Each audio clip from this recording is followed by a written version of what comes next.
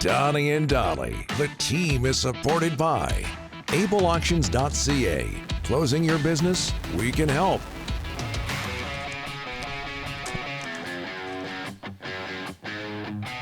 Wednesday, and all of today's guests are brought to you by the Vancouver Canadians. They lost their home opener last night. Rick, same two teams, Seas and Eugene. Tonight at the Nat, the Seas homestand against Eugene. Here it is. Continues tonight. I should have pre-read this. I think so. Might have been a good idea. I think so. First pitch, 7:05. Looking for long weekend plans. Catch Canadians baseball this Friday, Saturday, and Sunday. Rick, Friday, Saturday, and Sunday, all those games starting at 1:05. Oh, the afternoon. Nothing better than an afternoon matinee at the Nat. When was the last time you were there?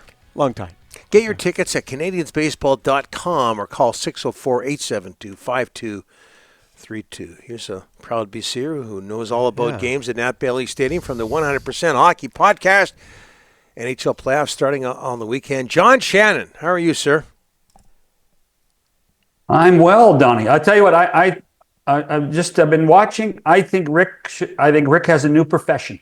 Which is? I think he's going to become a chanter. Because the fact that the uniqueness, the tone,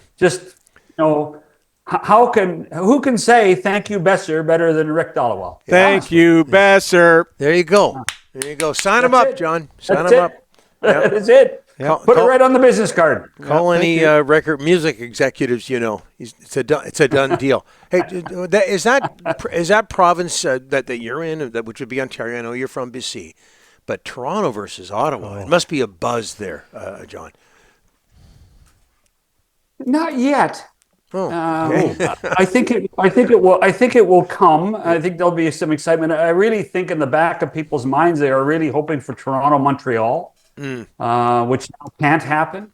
But I do think at a certain point that the Ottawa-Toronto rivalry. Remember, I think the rivalry is bigger in Ottawa than it is in Toronto. Mm-hmm. So at this point, I think the Leafs have been so good and have been so steady, particularly in the last month. From that perspective, they're feeling. I think they're feeling their oats. Ottawa's going to give them a tough ride, though. If Brady Tkachuk's healthy and Linus Ullmark can play the way he has down the stretch here, it's going to be an interesting and long series. Carolina, Montreal tonight at the Bell Center. It's going to be electric. Get 1 point, and the Habs are in. The Blue Jackets are out. I don't know if we've talked about this before, John, but harkening back several years and to the Four Nations, is there a better NHL building than the Bell Center? No, it is electric. And here's the thing, and we've been to Rogers Arena, Rogers Place in Edmonton. They're fantastic places to watch playoff games. The thing about Montreal, Don, is it's that way in December, and it's that way in February. Yeah. I mean, this is a fan base. I think it's the most intelligent fan base in the league. And I think that because of that intelligence, they have been very patient. So now with what has happened in the last 3 or 4 months there, people are just out of their gourds being excited of what Canadians can do and are enjoying it. And I was actually talking to Chris Cuthbert this morning, and I said, "You're not working tonight?" He said, "No." He says, "But I really would have liked to, because it's that type of game in that environment." And in many ways, if they win, it'll be wild. And if they lose and don't get any points, it will be an amazing place to be just to observe what's going on and what people are thinking. I just want to get to the Canucks before back to the playoffs, but horrible year in Vancouver. John, you know this. You've been watching all the drama unfold, just like us, all season long. How do they fix this? Rutherford's not happy. There's going to be some bold moves. Ownership, all they do is raise season ticket prices. 8 years, no playoffs in 10. What do you expect in Vancouver? Bold moves, or what's got to happen? Well, if you look at successful franchises, the one key word is stability. When Jim Rutherford showed up in Vancouver, there was a belief that he would create stability. And I do think for the first 2 years, there was some level of stability. That disappeared this year. So, and I think that Jim and his people know they have to go back to create a level of stability. The first thing in doing that is making sure that Rick Tocchet's behind the bench. Yep. So it would not surprise me that in the next 7 days we hear that Rick Tocchet is back being the coach of the Vancouver Canucks.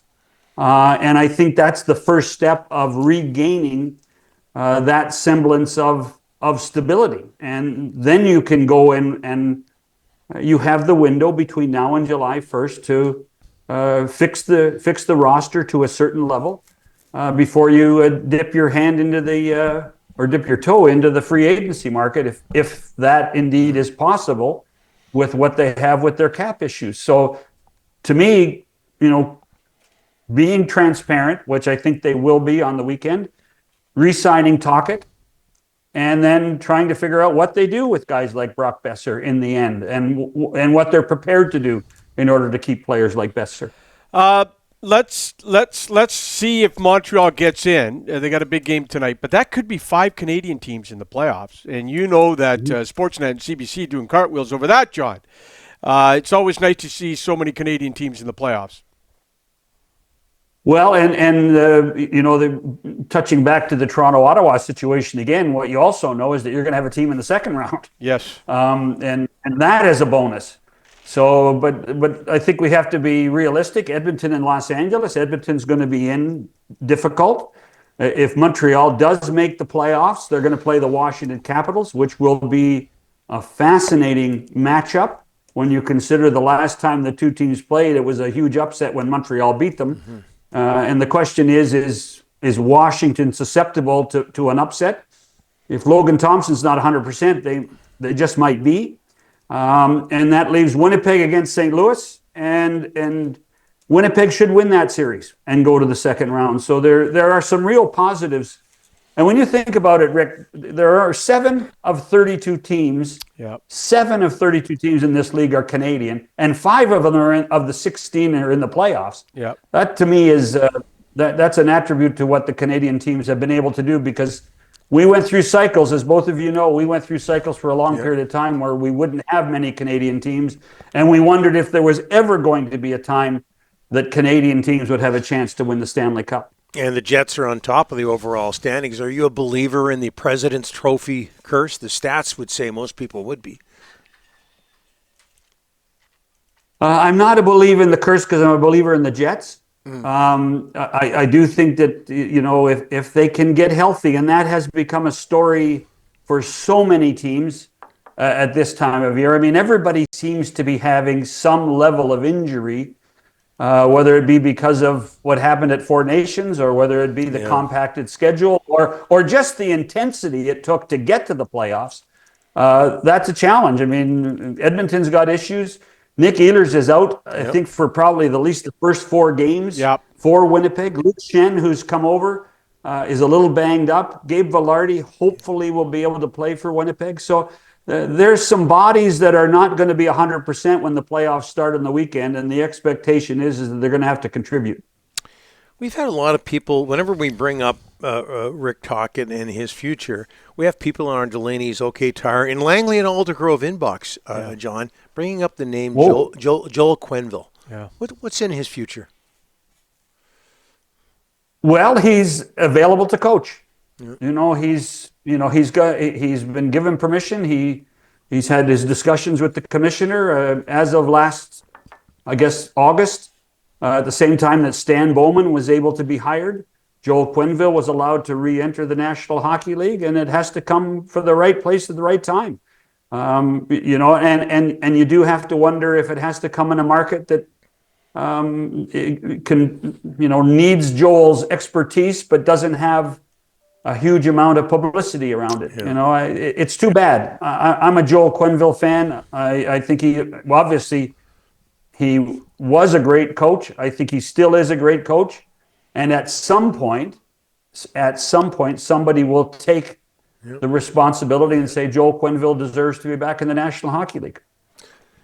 Thanks, John. This interview, this segment, full of stability. Just so you know, you did a great job. By the way, for the record, Millard is mad. Yeah. I know. Because you bumped him. You bumped him for his boss. I know. And so from now on, if you want Millard on, you have to go through his agent. Okay. Which is you. Okay. Which is me. That's right. For people who don't know, your partner on 100% Hockey, the podcast. Yeah, that's right. Our friend- At some point, we expect Rick to create a 100% hockey chant. John, John Shannon. Perfect. John Shannon. Now he wants to go. John, thanks for this. Hey, it worked. I'm sorry I brought it up. Thanks, John. Next week. Cheers.